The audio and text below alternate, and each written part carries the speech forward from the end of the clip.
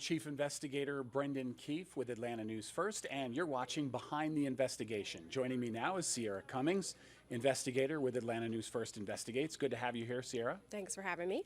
And today, give our viewers a little hint of what we're about to see related to the Department of Family and Children's Services. Yeah, DFCS, otherwise known. And, you know, if you've been following our coverage, we have been looking into this state agency for over a year now. We uncovered this practice called office hoteling, where kids were living in offices for sometimes weeks, sometimes months on end. And it turns out that these kids were being sent to the office because the system was overburdened. So we spent about a year uncovering that very legal practice, and what came out of that reporting was a new law, SB 133. So as of this month, the law has officially been signed into place. So that's happening at the state level. Meanwhile, the state is under scrutiny right now by the federal government. The U.S. Senate Subcommittee on Human Rights is actively investigating the state and how it's running its child welfare agency. So we got some new information about that. I break all of this in today's story. It's about part 7 of Unhoused and Unsafe. And one other thing to point out, though, when we talk about hoteling, we were talking about actually having at-risk children essentially in the custody of the Department of Family and Children's Services, DFCS, but actually living round the clock inside essentially a government office building, or in the offices. And that story is going to get into this, as most of our stories did. The irony is that this is an agency tasked with keeping our children safe. One could argue forcing them to live in offices and hotels in unsafe conditions just is not getting the job done. And so in the data that we got, that the state had to send to the federal government, we were actually able to quantify the locations, the total amount of offices and hotels that children across the state were living in, and the numbers are really jarring. Well, let's take a look at your story, and we'll talk about it on the backside. Our reporting led to SB 133 becoming law. The goal of the legislation is to minimize the amount of kids in state custody who don't need to be, because as we found, kids with mental and behavioral health issues were sent into foster care when they likely needed health care instead. The system became overburdened, already understaffed and under-resourced.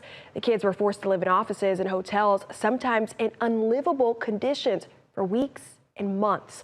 SB 133 requires the courts to consider all resources to get a child help before ever considering sending them into state custody. But as this law takes effect, the state is still under a federal probe by the U.S. Senate Subcommittee on Human Rights. In fact, the state's foster care division of Family and Children's Services, known as DFCS, had to supply records to federal leaders answering questions about systemic issues. Atlanta News First Investigates got a copy of the documents, which reveal DFCS used about 280 county offices and hotels across Georgia to house kids. Currently, the agency is short-staffed with 224 vacancies. Then comes the turnover rate. Last year, DFCS saw 1,254 resignations and 124 terminations. And finally, a heartbreaking number on sexual assaults of kids in foster care. Over the last 5 years, 3,391 reports. There were 61 documents detailing the policies, caseloads, and initiatives. All this data is supposed to aid federal lawmakers in their investigation into how the state is running its child welfare system. The federal probe could take months.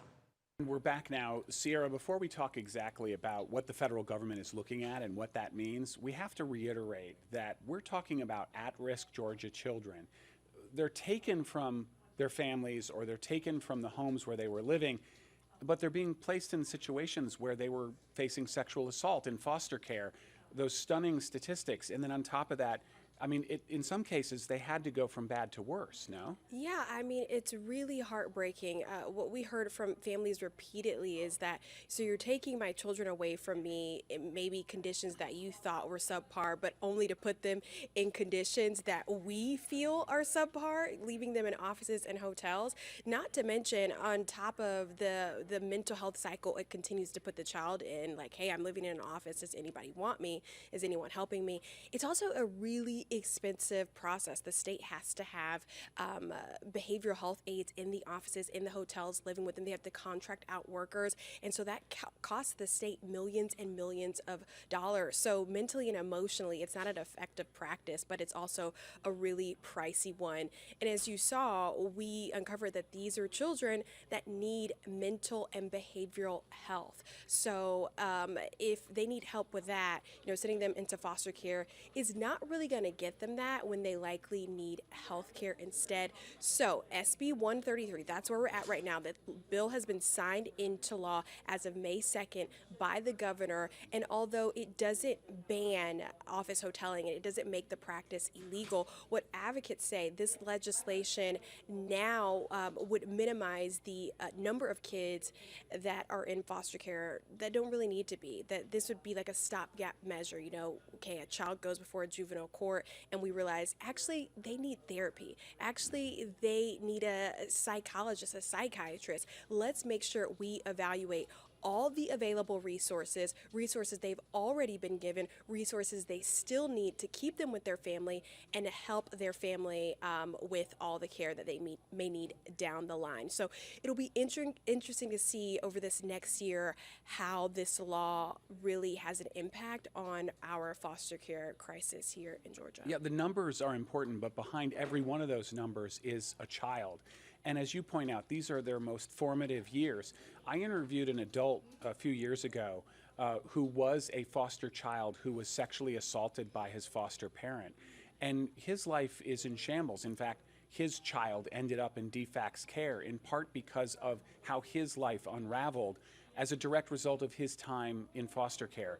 So it's kind of a cycle, isn't it, that we have to break? It really is a cycle. And speaking of sexual abuse, we have that number in the story that the state sent to the federal government. They said over the last 5 years, since fiscal year 2018, which really started at the end of October 2017, they said since that time, we've had less than 4,000 reports of abuse, whether sexual or physical. But what's even more interesting, which we didn't even get into in this particular story, is that of that nearly 4,000 reports, only 260 of them have been sustained. So it really just begs the question, how are these allegations being investigated? How are these kids doing now after they make the allegations? Maybe they feel like there's not enough proof to be on their side, so they let the cases go. And then to your point, how does it affect them in their formative years as they grow up to be adults? That's a burden that sticks with them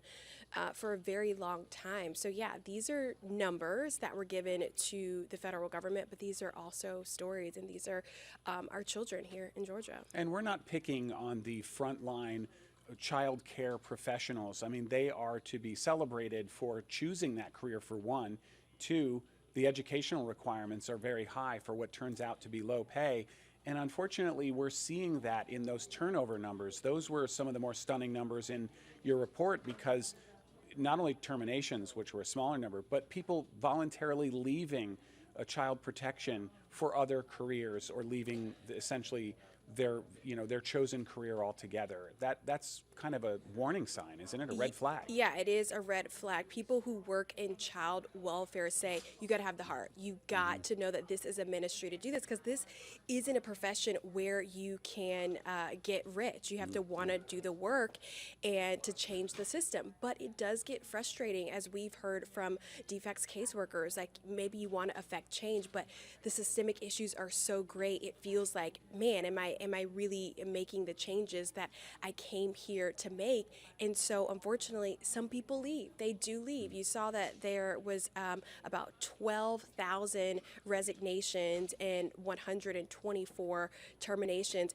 And those numbers, I mean, those are staggering numbers. They say that they are overburdened and understaffed unlike ever before, and we see that in the way that some of these cases play out. They do have some initiatives in place where they're trying to offer incentives to retain workers, but also to hire workers, but it really is a hard job.